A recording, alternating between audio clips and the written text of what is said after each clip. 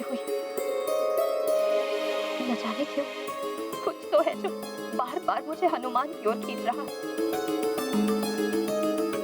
मेरे नेत्र उसकी एक झलक देखने के लिए तरस रहे हैं।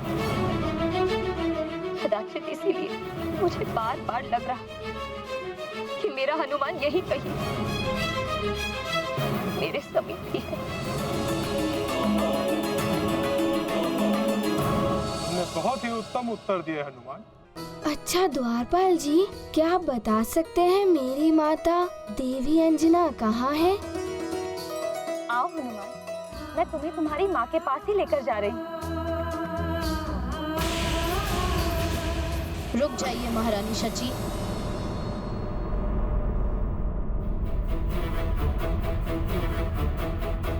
क्षमा करें।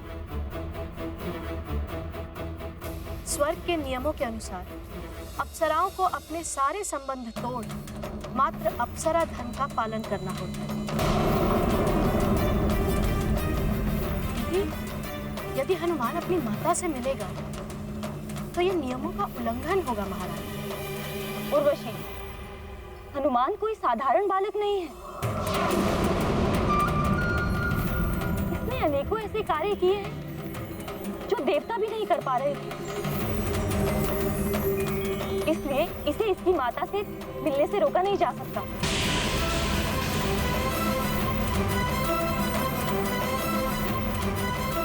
हनुमान कुछ भी कर ले, किंतु मैं इसे अंजना को यहाँ से नहीं ले जाने दूंगी। आओ हनुमान, मैं तुम्हें तुम्हारी माँ से मिलवाती हूँ। आप बहुत अच्छी हैं महारानी जी।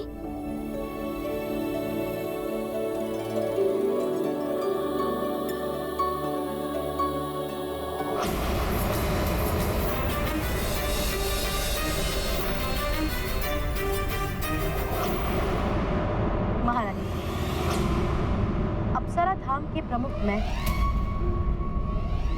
इसलिए यदि हनुमान को अंजना से मिलवाना ही है तो ये कार्य आप मुझे सौंपें। मैं ले जाऊंगी हनुमान को अंजना के।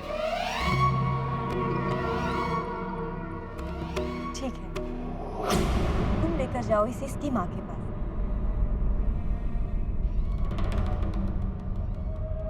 चलो हनुमान। हाँ, प्रणाम महारानी। आओ मेरे साथ। चलिए।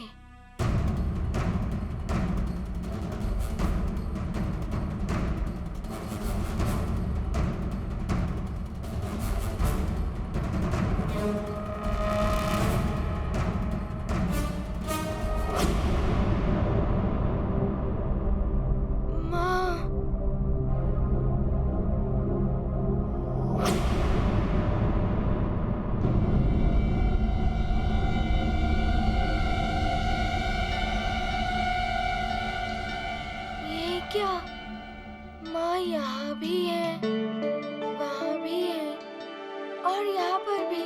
ये क्या है उर्वशी? तुम तो हनुमान को उसकी माँ से मिलवाने लाई थी ना? माँ से ही तो मिलवा रही हूँ महारानी। हनुमान की परीक्षा ले रही हो? इसका तुम्हें कोई अधिकार नहीं है।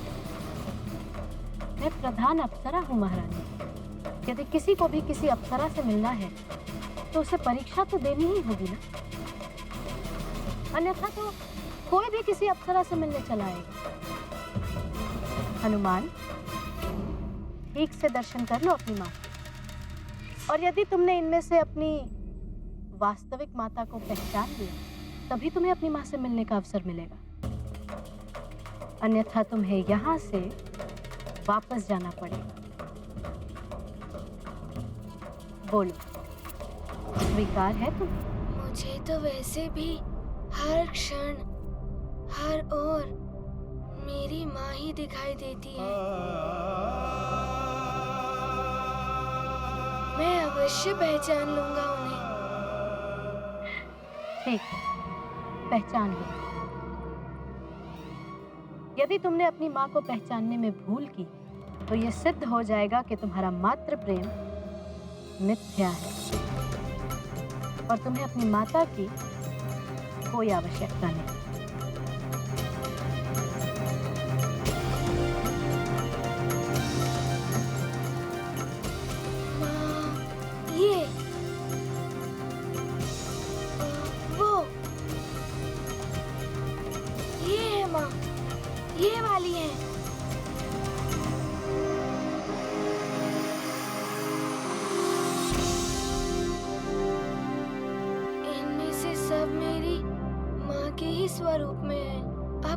सी मेरी माँ है।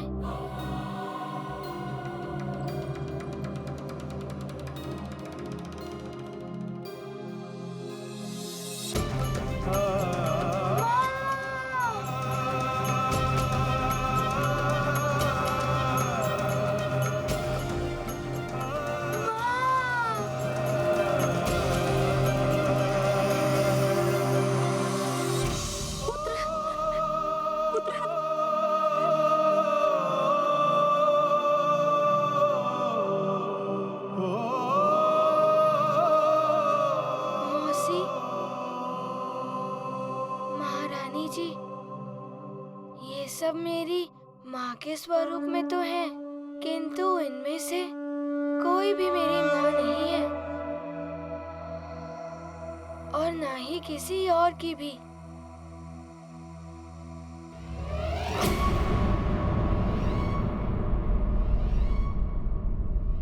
ये तुम कैसे कह सकते हो कि इनमें से कोई तुम्हारी माता नहीं? माँ होती है। अपने पुत्र की करुण पुकार पर माँ एक पल भी नहीं रुक सकती है। वो तड़प उठती मुझे हृदय से लगाने के लिए। मेरे इतने पुकारने पर वो यहाँ से इतने दूर चुपचाप खड़ी नहीं रहती। किंतु तुम ऐसा कैसे कह सकते हो? ये किसी और की भी माता नहीं? माँ किसी की भी हो, माँ होती है। उनका हृदय कोमल होता है। जिस प्रकार मुझे सब स्त्रियों में माँ की ही छवि दिखाई देती है, उसी प्रकार माँ होती है। पुत्र की करुण पुकार पड़ने पर वो द्रवित हो जाती है। किंतु इनमें से किसी का मन द्रवित होना तो दूर, कोई हलचल भी नहीं हो रही है।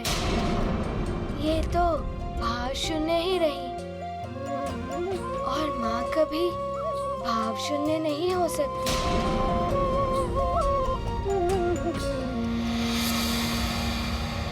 उर्वशी, अब तो हनुमान तुम्हारी परीक्षा में भी उत्तीर्ण हो गया ना? अब तो इसे इसकी माँ के पास जाने दो। आओ हनुमान, मैं तुम्हें तुम्हारी माँ के पास ले चलती हूँ। आओ।